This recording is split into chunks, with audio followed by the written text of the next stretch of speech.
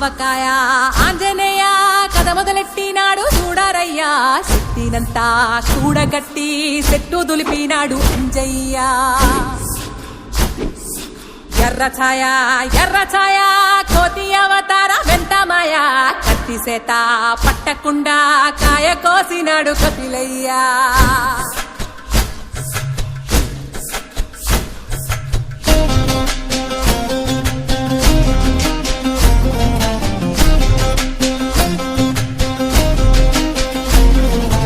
అంజనమ్మ ముందు వంజుల్ పుంజుల్ సీడి మామిడి ముక్కలు కుప్పల్ తెప్పల్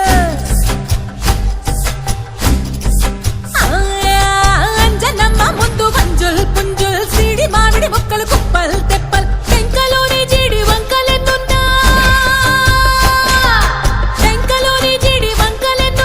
పులిగోరు పళ్ళతో పరపర తీశాడు రో